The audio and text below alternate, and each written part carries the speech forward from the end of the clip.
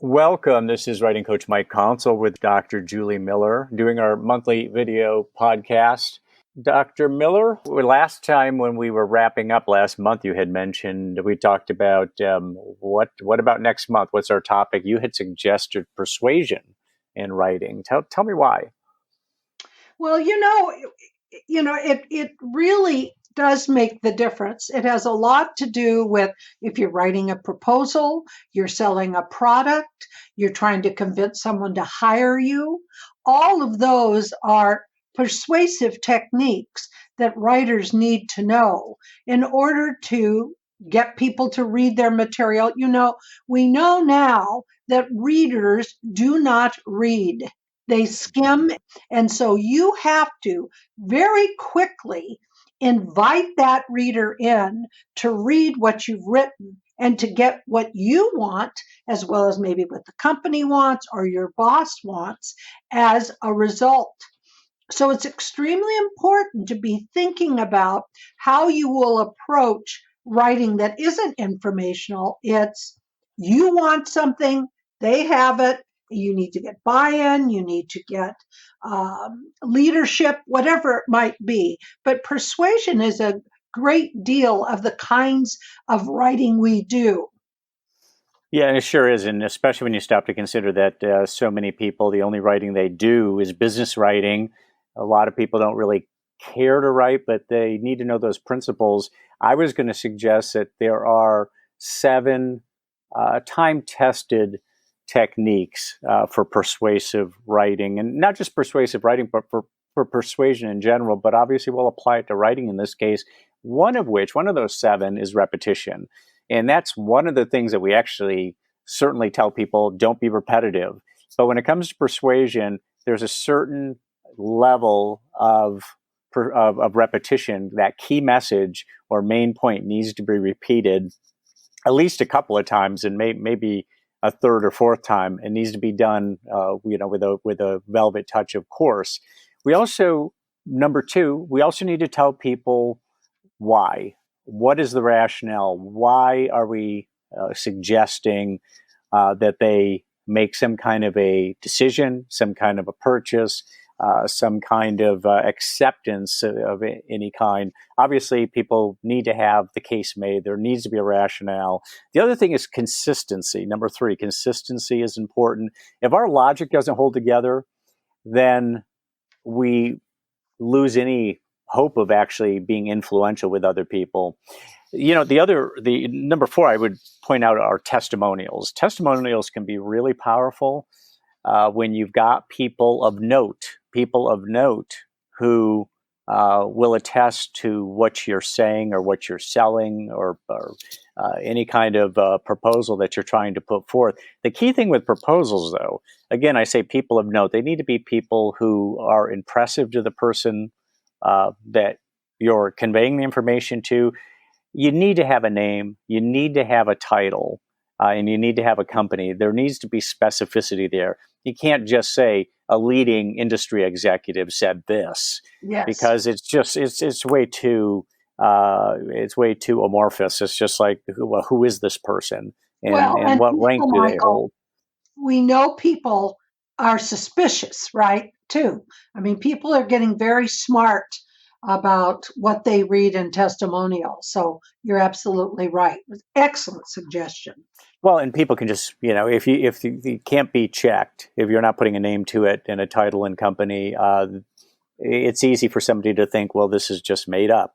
Right. There's so much information these days it's made up, and people are, as you say, Julie, people are very suspicious, very skeptical because of it's just the nature of things these days, where there's an awful lot of false information floating around through social media and such. The other thing is comparisons. You want to make a comparison. If you want somebody to do something, oftentimes it's a product or a decision that compares favorably to the alternative or alternatives. So we want to certainly make that point if we're trying to be persuasive with other people. And then the other thing to do certainly is to anticipate objections. What objections might a person have? It could be cost. It could be timing. It could be some other reason that has to do with social mores or what have you. So when we anticipate what those objections are going to be, get out in front of them and address them before they're even posed to us. And remember, of course, when we do something in writing, we've got to cover those bases because chances are we're not present while they're reading what we have written, which means that we have no opportunity to address those objections. That's why it's critical that we be out in front of those. And then finally, storytelling. Storytelling is the most powerful tool of persuasion that we possess. Effective storytelling can take us a long way. And here's why. Everything I've mentioned before this really runs along the lines of logic. And clearly, we want to make a logical argument that logic has to hold together. But ultimately, people make decisions based on emotions. And storytelling is where we're able to connect to a person's emotions. And so good storytelling in companion with logic really kind of puts the exclamation point at the end of the effort to not that the final thing we do is storytelling, but that storytelling is part of what we want to deliver to that person to increase our influence with them. And these are techniques that have been, time tested. They've been used over many, many years. Of course, Julie, like anything else in life, somebody can take every one of those points into a piece of writing, but it's execution, it's deft execution that really makes it. And this is why it's so important that people have writing skills, because we could have people attempting to do this, but unless there's a certain level of skill, it can very much fall flat. And Michael, everything you've said is about the reader, the reader, the reader, the reader. And these tips are absolutely outstanding. And I guess I would add one about when you're thinking about where you said anticipate objections, what you're looking for is how can my product, my service, my idea benefit you?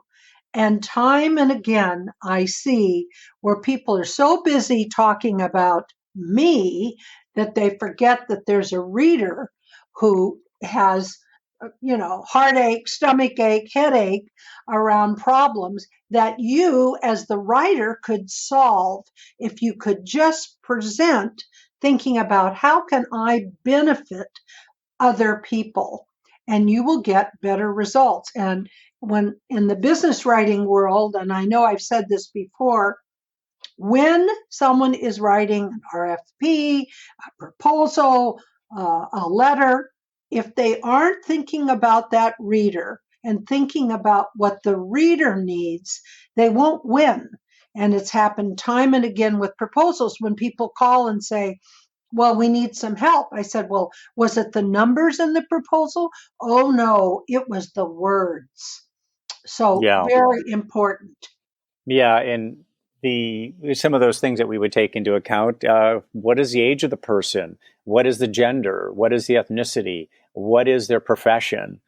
There's so many things to take into account. It's not that it's that difficult. It just takes a little bit of time to assess who is it that we're addressing and what's going to be most influential with them. And certainly we'll want to stay away from any kind of sensitivities, any kind of hot buttons with them. And by hot button, the hot button these days is used to mean something that turns a person on.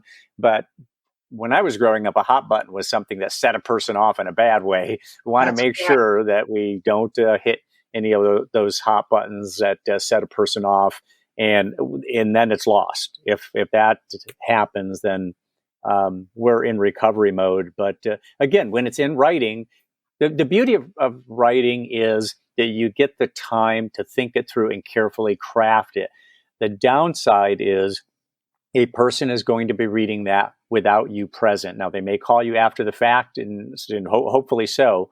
But the truth of the matter is, while they're actually reading it, something is getting set in their mind, and it better be something positive, because otherwise we're going to be playing damage control if we've executed poorly.